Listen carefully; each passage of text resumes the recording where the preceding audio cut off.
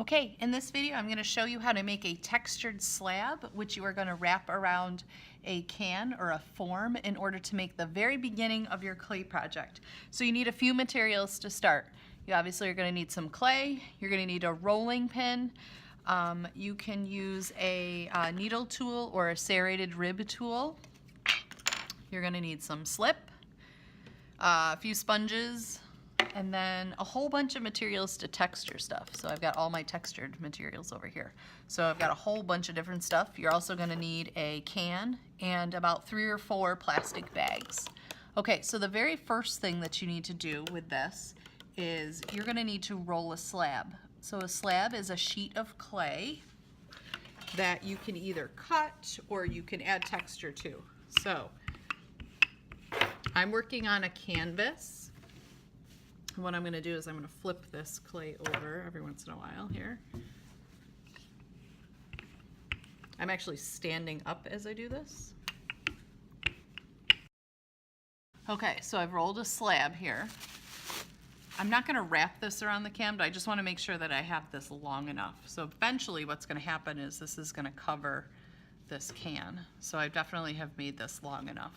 If you're not sure, like if you test it and it doesn't look long enough, just go ahead and give that a little bit more of a roll. You might have noticed that I'm trying to make this nice and long. I'm not trying to make it fat, okay? So at this point here, what I need to do is now apply some textures. So there's a variety of things that you can texture this with. I have some different tools that you can actually press some texture into the clay. You know, you can kind of create your own. I'd like you to be thoughtful in what it is that you choose. Don't just like slap stuff on here like what I'm doing right now, but I want you to really think about, you know, the combination of the textures that you use. So I've got different, these are like texture plates that you can press down into the clay. There's a whole bunch of stuff on the counter by the sink. I also have like lace doilies and crocheted things if you want, that you can like lay on top of the clay and then roll it in. These are actually some of my favorites. And then there's all sorts of different stuff. I also have things that you can kind of press into the clay to make your own texture. So I'm going to go with what I've got here for right now, just for the sample. All right, so I need to get my fettling knife, which is my clay knife, and I'm going to clean up these edges. So I'm going to clean up this. This is going to be the bottom edge. So I want it nice and straight. Now I just cut that without a ruler, but if you're, you know, worried that you can't do it without a ruler, go ahead and grab one. And then this is going to be my top edge. So I ended up cutting off a little bit of my texture, but that's totally fine. And so then these edges here, and this one down here. Let's see what this looks like. Okay, so I've got this nice slab that I'm going to wrap around this can. Okay. If I just stuck the clay right to this metal can, it's going to stick and you're never going to be able to get this out. So what you're going to do is you're going to take a plastic bag. You're going to put the can on the inside of the plastic bag and then tuck the handles in like this. So it's like totally covered, okay? And then what will happen, I'm going to flip this over.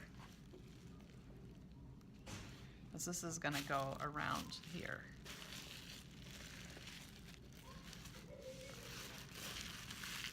So now see how it's a little bit longer? That's actually good. So what I'm going to do, you can see here, I'm going to mark this where I need to cut it. And I'm actually going to trim this a little bit.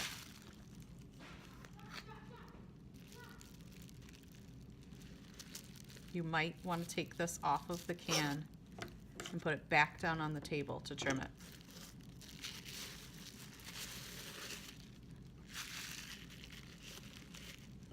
I'm going to remark that because I don't like how I was doing that. Okay, so I'm actually going to put this down and I'm going to cut this.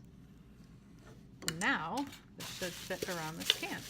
So when I want to connect 2 pieces of clay together, I'm going to do something called slip and score. So I'm going to slip and score these edges right here where this is going to connect. Okay, so it's ready to connect right here along that seam. So I'm going to take either my needle tool and start roughing up the surface. So this is my scoring, the roughing up the surfaces that I want to connect. Or, so I did that one side with the needle tool. This is where the serrated rib tool comes in handy. You can use this to scratch up the surface or rough up the surface.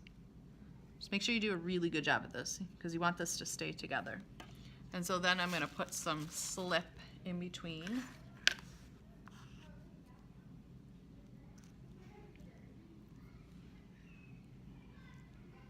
And I'm going to apply pressure so that these two stay together. All right, so this will be fragile. If I just left it like this, it'll be a little bit fragile. So we're gonna do one more thing. We're gonna run a little thin coil that runs right along that seam. So I'm gonna take some clay and I'm gonna roll a very small coil. Like this, I rolled it longer, but I mean, you want it really thin. See how thin that is? Okay, so then that is going to go right on that seam right there. And I'm going to use either my fingers or I'm going to use one of my clay tools, like one of the wooden tools, to smooth that in.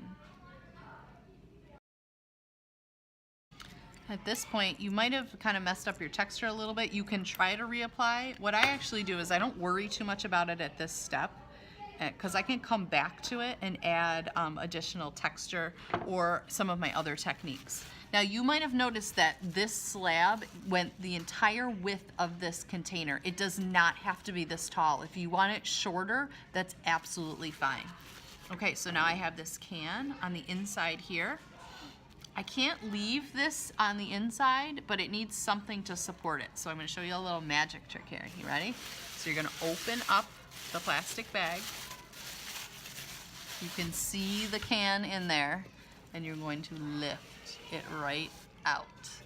Voila. Okay, so now I'm not gonna take this plastic bag out. I'm just gonna take this and scrunch it down on the inside there. And this is why you needed a couple of extra plastic bags, because you need a couple more on the inside. Okay, like that. See, it's a tube. It's got plastic on the bottom. All right, now we're gonna put that on one of the plastic covered boards. You can find those on the clay cart. It's gonna go like this.